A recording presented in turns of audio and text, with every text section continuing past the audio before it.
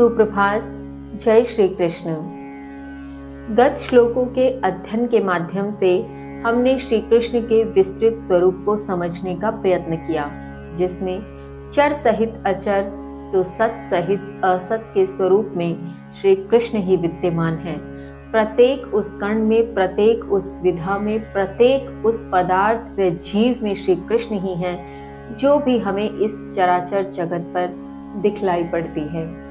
इसी के साथ हमने यह भी समझा कि जो भी सभी वेदों को समझते हुए, सभी वेदों का ज्ञान अपने भीतर धारण करते हुए पाप से रहित हो जाता है, जो प्रत्येक प्रकार से यज्ञ का अनुष्ठान करते हुए अपनी गति के लिए श्री कृष्ण से प्रार्थना करता है, तो वह जन श्री कृष्ण के ही आशीर्वाद से, उनकी कृपा से देव भोग स्वरूप इंद्रलोक का आस्वादन करता है।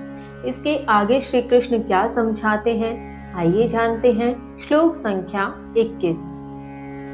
तीतम भुक्त्वा स्वर्गलोकं विशालम क्षीणे पुण्ये मर्त्य लोकं विशन्ति एवं त्रयी धर्ममनो प्रपन्ना गता गतं काम कामा लभन्ते गता गतं काम कामा लभन्ते।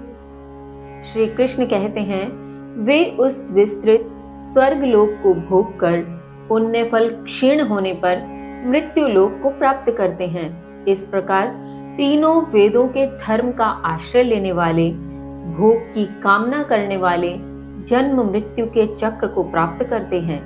भावार्थ, यहाँ श्री कृष्ण उन महात्मा जन के विषय में कहते हैं जिनके लिए श्री कृष्ण ने गत श्लोक में कहा था, जो तीनों वेदों का ज्ञान प्राप्त करते हैं और सोमरस पीने की इच्छा रखते हैं, जो पाप से रहित होते हुए यज्ञों के माध्यम से अपनी ही गति के लिए प्रार्थना करते हैं, तो वे स्वर्ग लोक को प्राप्त तो हो जाते हैं, क्योंकि वे पुण्य कर्म करते हैं और इस प्रकार से पुण्य कर्म करते हुए पुण्य फल को प्राप्त कर वे स्वर्ग लोक का आनंद भोगते हैं।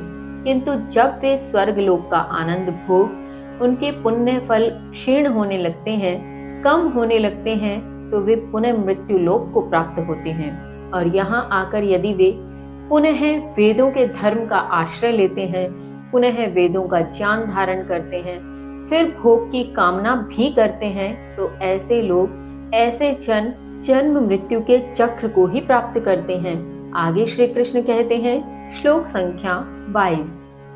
अनन्याश्चिन्तयन्तो मां ये जनाः पर्युपासते तेषां नित्याभियुक्तानां योगक्षेमं वहाम्यहम् योगक्षेमं वहाम्यहम्।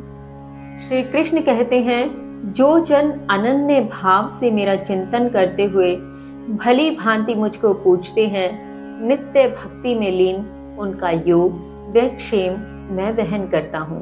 भावार्थ, यहाँ श्री कृष्ण उनके विषय में कहते हैं, जो मनुष्य, जो प्राणी अनन्य भाव से, अर्थात इस एक भाव के अतिरिक्त उनके पास किसी भी भाव के लिए कोई स्थान नहीं है, और वह एक भाव है निरंतर अपने इष्ट का चिंतन करते रहना।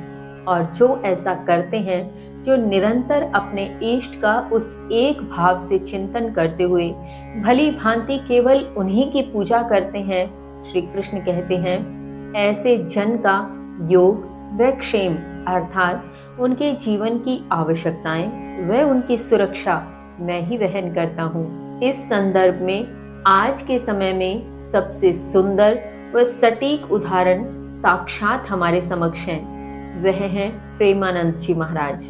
हम सभी प्रेमानंद जी के स्वास्थ्य के विषय में जानते हैं। उनके स्वास्थ्य को लेकर बहुत कुछ पढ़ा, सुना व देखा है, किंतु इसके पश्चात भी जो उनका राधा नाम के प्रति संकीर्तन है, जो उनका अपनी इष्ट के प्रति भाव है, शायद ही ऐसा कोई दिन, ऐसा कोई पल होगा कि वे राधा नाम से इतर किसी अन्य भाव को अपने मन में आने देते होंगे। यही है अनन्य भाव से अपने इष्ट का चिंतन करना। और श्री कृष्ण ने जैसा कि इस श्लोक में कहा, जो अनन्य भाव से चिंतन करते हुए पूजा करता है उसकी योग व क्षेम मैं ही वहन करता हूँ। तो देखिए, जैसे प्रेमानंद जी महाराज अनन्य भक्ति भाव से राधा नाम के प्रति समर्पित हैं, जिन्हें वे प्रेम से लाडली जू कहते हैं, उन्हीं लाडली जू की कृपा देखिए कि उनकी योग व क्षेम अर्थात उनके जीवन की आवश्यकताएं व उनकी सुरक्षा स्वयं वे कर रही हैं। यह प्रत्यक्ष उदाहरण हमारे समक्ष है। वे हमें भी यही प्रेरणा देते हैं, यही सीख देते हैं कि अपने इष्ट के प्रति, अपने आराध्य के प्रति समर्पित हो जाओ, अनन्य भाव से उनका चिंतन करो, उनके नाम का स्मरण करो, उनके नाम का जप करो, चाहे वे राम हो, कृष्ण हो, राधा हो अथवा कोई भी हो। इससे हमें यह समझना चाहिए, सीखना चाहिए और प्रयत्न करना चाहिए कि हम अपने अपने इष्ट के प्रति अनन्य भक्ति भाव से मन विभोर हो सकें, उनके प्रति आनंदित होते हुए उनका नाम जप कर सकें, उनका चिंतन कर सकें, उनकी पूजा अर्चना कर सकें। इसके आगे श्री कृष्ण क्या समझाते हैं जानेंगे कल। तब तक के लिए जय श्री कृष्ण।